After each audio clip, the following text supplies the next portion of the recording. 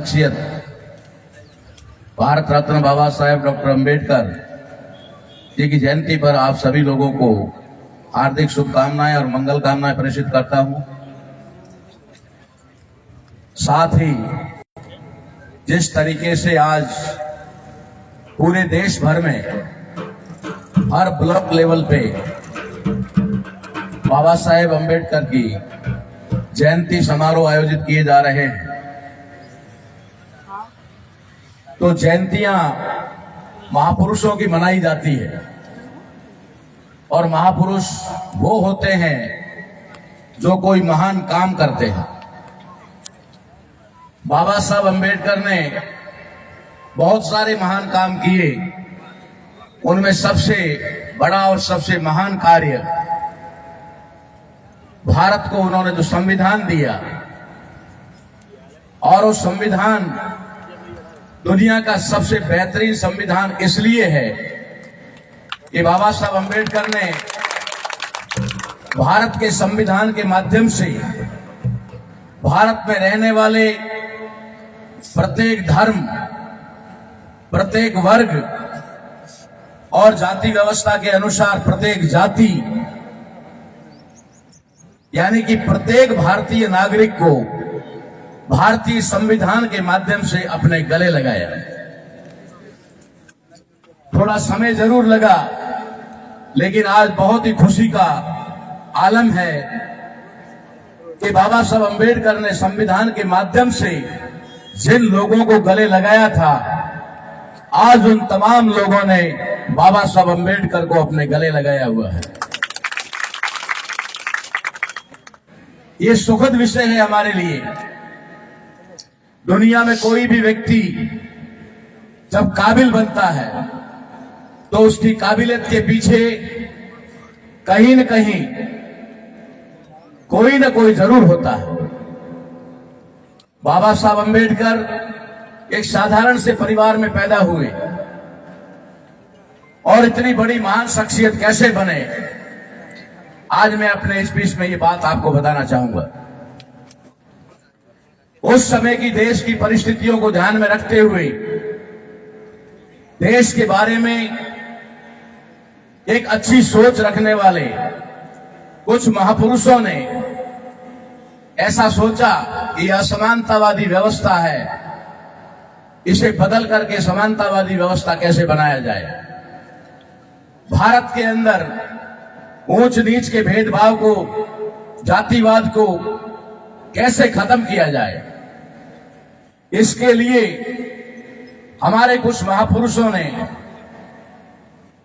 अपनी सोच के मुताबिक प्लान किया। बाबा साहब अंबेडकर कैसे बने, इसके पीछे की ये कहानी है।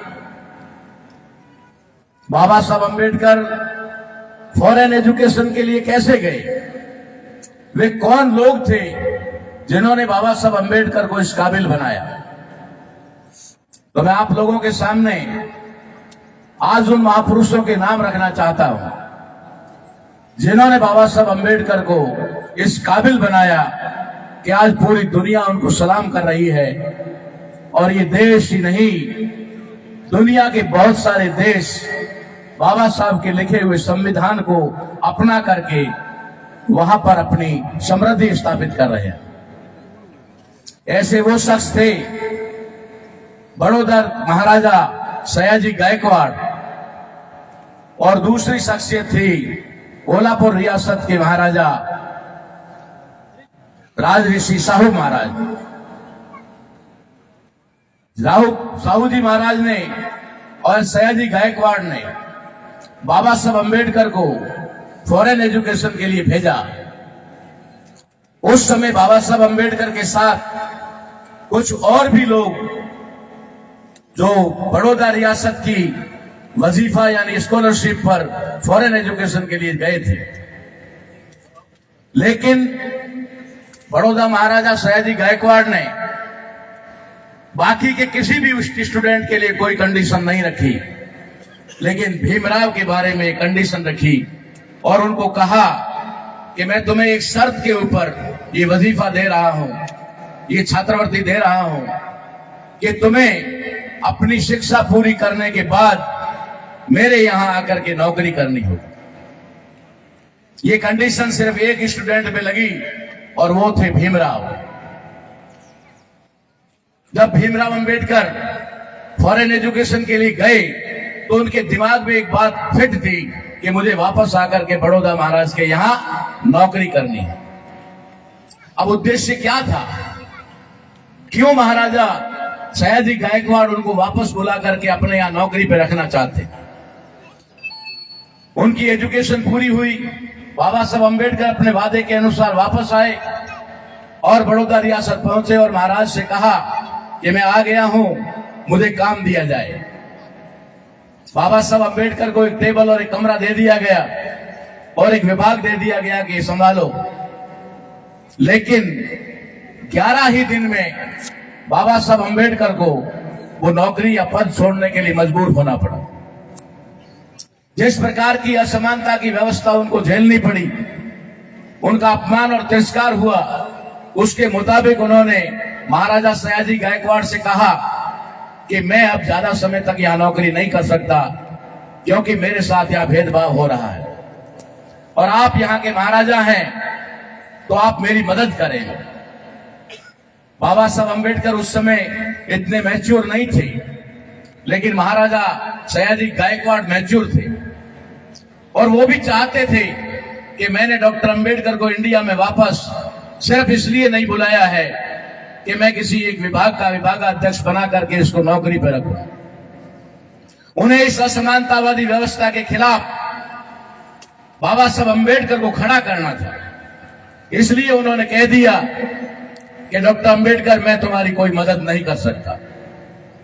बाबा साहब अंबेडकर वहां से निकल जाते हैं और बड़ौदा की उस पावन भूमि पर संकल्प लेते हैं कि मैं इस असमानतावादी व्यवस्था को जड़ मूल से उखाड़ के फेंक दूंगा। अगर मैं ऐसा नहीं कर पाया तो मैं अपने आप को गोली मार दूंगा। बाबा साहब अंबेडकर ने जब जाकर के वहां से नौकरी छोड़ करके काम शुरू किया तो सयाजी महाराज ने उनके पीछे एक आदमी लगाया कि डॉक्टर अंबेडकर को जिस उद्देश्य के लिए फॉरेन से वापस लाया गया है, कहीं ऐसा ना हो कि ये इधर उधर भटक जाए। बाबा साहब अंबेडकर ने कहा कि मुझे मेरी एजुकेशन अभी और आगे है, वो पूरी करनी है और उसके लिए पैसे की जरूरत है। तो उनके साथी ने कहा कि आप महाराजा बड़ौदा से क्यों नहीं मांग लेते, लेकिन उन्होंने कहा कि अब मैं दोबारा उनसे नहीं मांग सकता, उन्होंने एक बार मेरी मदद कर ली है। लेकिन सयाजी महाराज चाहते थे कि वो एजुकेशन पूरी करे और जिस काम के लिए उनको तैयार किया जा रहा है उसके लिए तैयार हो। आप लोगों को अचंभे वाली बात बताना चाह रहा हूं, इस बाबा साहब अंबेडकर भी उनसे मदद नहीं लेना चाहते थे, तो उन्होंने घुमा फिरा करके कर्ज के रूप में उस समय उनको 5,000 रुपए दिए। 5,000 रुपए दिए और किसी दूसरे आदमी के माध्यम से दिए। जिस समय भारत के 1 रुपये के बदले में अमेरिका के $17 आते थे, उस समय 5,000 रुपए बाबा साहब अंबेडकर को उन्होंने एक लोन के रूप में, क्योंकि वो लेना नहीं चाहते थे, तो कर्ज के रूप में दिया। मैं आपको बताना चाहता हूं कि जब बाबा साहब अंबेडकर ने राउंड टेबल कॉन्फ्रेंस में कम्युनल अवार्ड हासिल किया और भारत के उन दबे कुचले लोगों के लिए उन्होंने 4 अधिकार प्राप्त किए, उस राउंड टेबल कॉन्फ्रेंस के अंदर सयाजी महाराज मौजूद थे। और जब बाबा साहब अंबेडकर की विजय हुई तो सयाजी महाराज ने तुरंत ही बाबा साहब अंबेडकर को कहा कि आप अन्य भारतीयों के साथ आज मेरे विशेष भोज पर आमंत्रित हैं। बाबा साहब अंबेडकर को विशेष भोज के ऊपर बड़ौदा हाउस लंदन के अंदर सयाजी महाराज ने आमंत्रित किया और सयाजी महाराज अपने हाउस गए और जहां के व्यवस्थाओं में लग गए। राजे रजवाड़े महाराजाओं के वहां तो भोज चलते ही रहते थे, लेकिन उस दिन महारानी ने देखा कि सयाजी महाराज खुद व्यवस्थाओं में लगे हुए हैं कि एक गमला ठीक नहीं है, इसको उधर करो, ये पर्दा पुराना है बदलो, ये टेबल सही करो। तो महारानी उनसे पूछती है कि महाराज आपके यहाँ भोज तो हमेशा होते रहते हैं, आज ऐसा कौन सा वीआईपी आ रहा है जिसकी व्यवस्था में आप खुद पैरों पे खड़े हो। तो उन्होंने कहा हंसते हुए कि कोई वीआईपी नहीं आ रहा है, वीवीआईपी आ रहा है। तो महारानी ने उत्सुकता से पूछा कि उनका नाम बताया जाए। महाराज ने कहा कि ये सरप्राइज है, ये अभी नहीं बताऊंगा। शाम हो गई। बाबा साहब अंबेडकर अपने साथियों के साथ बड़ौदा हाउस पहुंचे। वहां जाने के बाद में खबर हुई कि डॉक्टर अंबेडकर आ गए हैं। तो सयाजी महाराज पैदल ही उन्हें गेट तक लेने के लिए रवाना हुए। तो उनकी महारानी भी साथ में चल रही थी और बहुत ही उत्सुक थी कि कौन वीवीआईपी आ रहा है। गेट पे जाकर के उन्होंने देखा तो महारानी तो प्यार से जानती थी कि ये तो हमारा भीमराव है।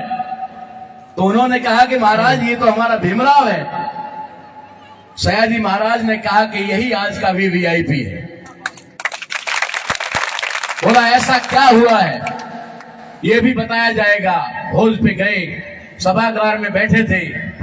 सयाजी महाराज ने उस सभा को संबोधित करते हुए कहा, बाबा साहब अंबेडकर के कंधे पे हाथ रखा और उन्होंने कहा कि हमने जो इन्वेस्टमेंट किया था उसका रिटर्न आज हमें मिल गया। क्या बात है।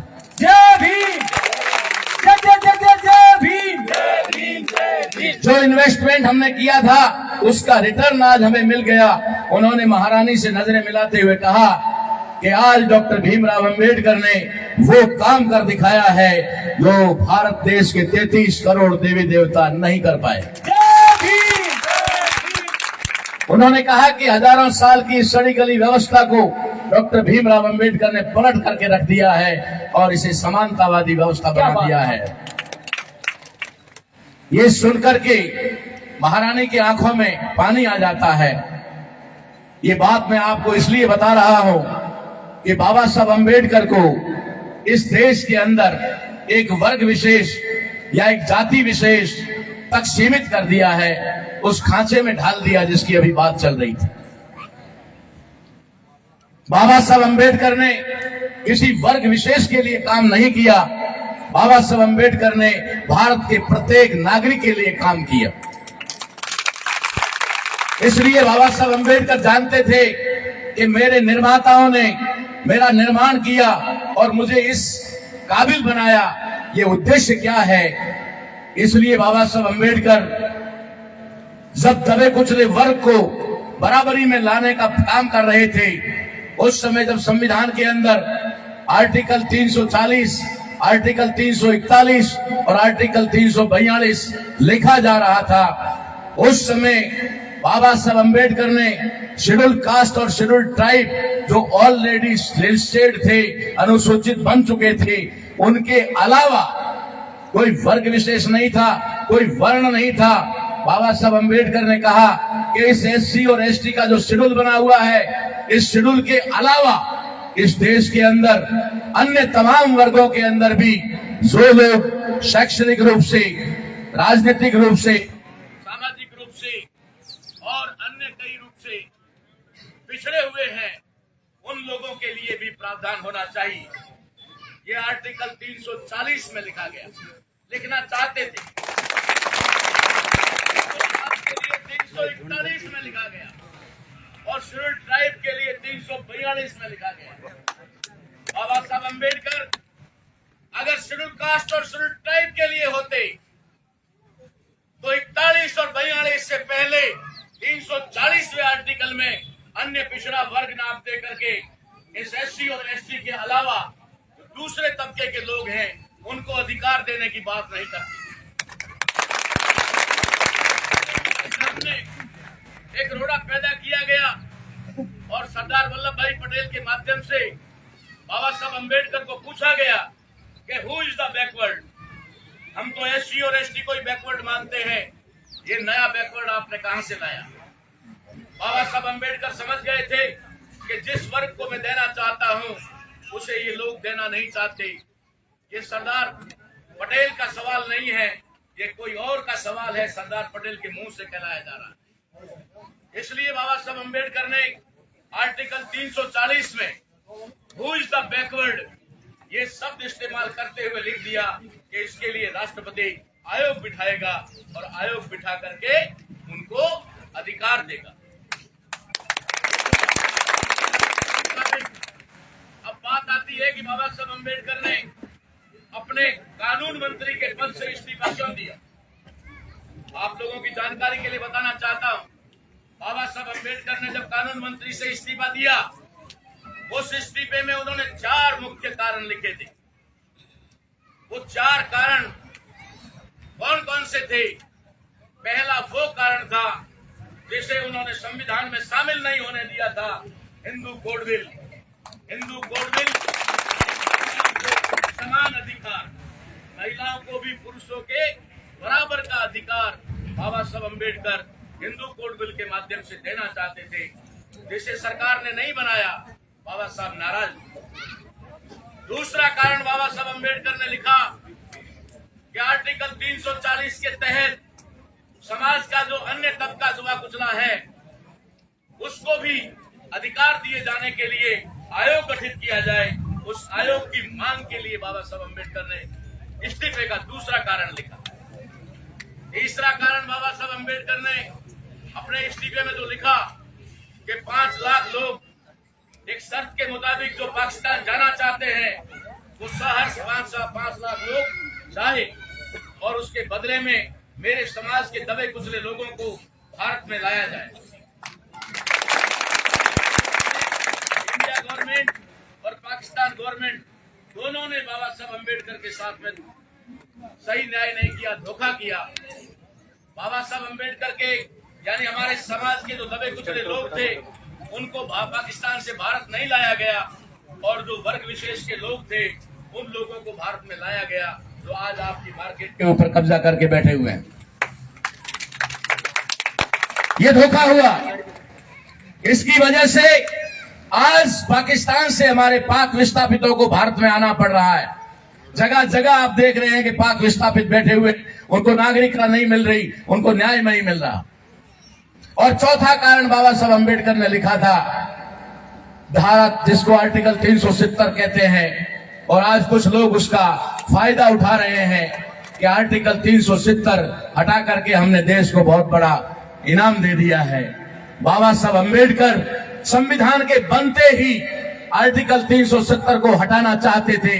भारत के पहली शख्सियत थी जो आर्टिकल 370 के खिलाफ थी। आज वे बाबा साहब अम्बेडकर के उस काम को भुनाना चाहते। मैं भले ही प्रत्याशी हूं, लेकिन यहां कोई राजनीतिक बात मैं आपके सामने नहीं करूंगा। मैं हर जन जन के दिल में बसता हूं, और जिसका दिल होगा वो देगा, नहीं देगा मुझे उसकी परवाह नहीं। लेकिन मैं बाबा साहब अम्बेडकर को जिन लोगों ने नफरत की नजरों से देखा, और जिन लोगों ने बाबा साहब अम्बेडकर को एक वर्ग विशेष तक सीमित कर दिया, उन लोगों को संदेश देना चाहता हूं कि इस देश के सभी धर्मों को अगर समानता का अधिकार और अपने अपने धर्म को देश में कायम रखने का अधिकार अगर कोई देता है, तो भारत का संविधान देता है। भारत का संविधान देता है। इसलिए भारत में जितने भी धर्म हैं, उन सभी धर्मों के लिए सबसे बड़ा धर्म अगर कोई है, तो है संविधान धर्म है।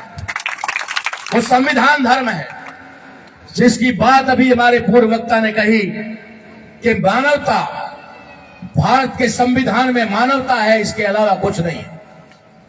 लेकिन इस देश के अंदर कुछ लोगों को मानवता मंजूर नहीं है, इसलिए वो कौम के बीच में, धर्म के बीच में, जातियों के बीच में झगड़े पैदा करते हैं, और अपनी राजनीतिक रोटियां सेकने के लिए वे उनका इस्तेमाल करते हैं। इसलिए मैं आपको अल्प समय में ज्यादा लंबा भाषण नहीं करूंगा, शॉर्ट में ये समझाना चाहता हूं कि इस देश के अंदर भाईचारे की आवश्यकता है, आपसी प्रेम की भाव और बंधुत्वता की आवश्यकता है। अगर हम लोगों के अंदर भाईचारा रहा, एक दूसरे के प्रति प्यार रहा, तो दुनिया की कोई ताकत राष्ट्र को दुनिया का सबसे महान राष्ट्र बनाने से रोक नहीं सकती। इसलिए मैं आज आपको इस मंच के माध्यम से इस अवसर पर ये शुभकामनाओं के साथ में ये संदेश देना चाहता हूं कि किसी भी हालात में, चाहे वो चुनाव हो, चाहे वो और कोई धार्मिक आयोजन हो या कोई त्योहार हो, उनके ऊपर किसी भी कीमत पर अपने भाईचारे को न बिगाड़ें। आपस में सब मिलजुल करके रहें, तभी ये देश महान बनेगा। इसी के साथ आप लोगों ने मुझे मान सम्मान दिया, समय दिया, इसके लिए मैं इस आयोजन समिति का भी और विशेष करके जो हमारे बंधु हैं उन सभी का भी मैं आभार व्यक्त करना चाहता हूं कि उन्होंने इतना प्यार देकर के मुझे यहाँ बुलाया। धन्यवाद आप सभी लोगों को। जय भीम, जय भारत, जय संविधान। जय जय जय जय जय